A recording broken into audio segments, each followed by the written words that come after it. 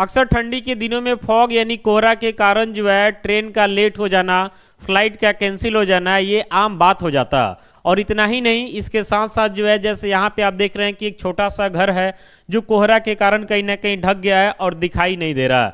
बाकी यहाँ पे देख रहे हैं कि जब रोड पे भी हम लोग चलते हैं तो कोहरा के कारण जो है काफ़ी ज़्यादा परेशानी होता है, विजिबिलिटी कम हो जाता है, समझ रहे ना। इसके अलावा जब एनएच वगैरह पे हम लोग चलते हैं तो कोहरा के समय में जो है काफ़ी ज़्यादा सावधानी से चलना होता है, नहीं तो क्या होता है कि एक दूसरे के पीछे जो है बहुत सारे गाड़ियों का टक्कर हो जाता है विजिबिलिटी के कमी के कारण।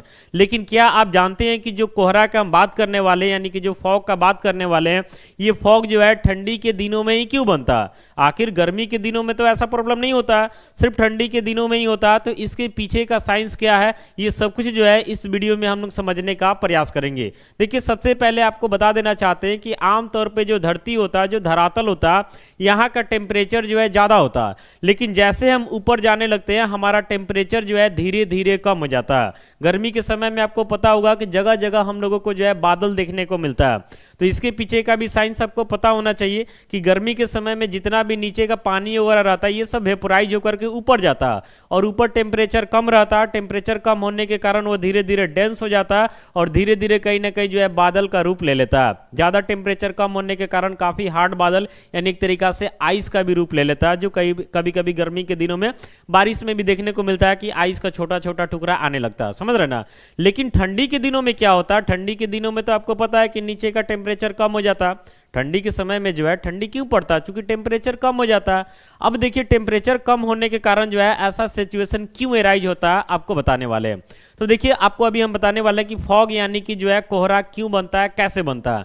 तो देखिए, आपको बता रहे हैं कि जो भी एयर होता है, आपको पता होगा कि एयर में जो है काफ़ी सारा गैस का मिक्सचर रहता है। और आपको ये भी पता होना चाहिए कि एयर में जो है वाटर ड्रॉपलेट्स भी रहता है, जो गर्मी के दिनों में जो है आमतौर पे दिखाई नहीं देता। कारण है कि टेम्परेचर ज़्यादा रहता है। टेम्परेचर ज़्यादा होने के कारण जो है कहीं ना कहीं जो है वाटर ड्रॉपलेट हम लोगों को देखने को नहीं मिलता। लेकिन ठंडी के समय में क्या होता है कि टेम्परेचर कम होने के कारण एक तरीका से एयर जो है एक तरीका से क्या होता है कि कंडेंस होता है। कंडेंस होने का मतलब हुआ कि टेम्परेचर कम हो रहा है, इसके कारण से जो है उसमें का वाटर ड्रॉपलेट जो है दिखना शुरू हो जाता और धीरे धीरे जो है एक बादल टाइप से जो है अर्थ के सरफेस पे यानी अर्थ से कुछ डिस्टेंस पे बना लेता और वहीं जो है कोहरा का रूप ले लेता।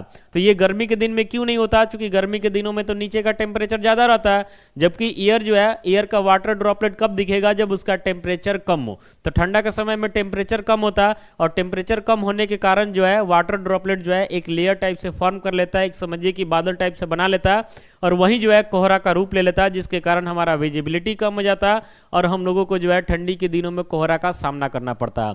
बाकी आजकल के गाड़ियों में देखोइएगा कि फॉग लाइट वगैरह भी आता है, तो जब भी रोड पे चले तो कहीं ना कहीं फॉग लाइट का यूज करें, अपने पूरे लाइट को जला करके चले, सावधानी से चले, ताकि ठंडी के दिनों में जो है फॉग यानी कोहरा से जो है आपको दिक्कत ना हो। उम्मीद करते हैं कि आपको अब समझ में आ गया होगा कि फॉग यानी कि कोहरा जो है कैसे बनता है और ठंडी के दिनों में ही क्यों बनता है। मिलते हैं अगले वीडियो के साथ। बहुत बहुत धन्यवाद।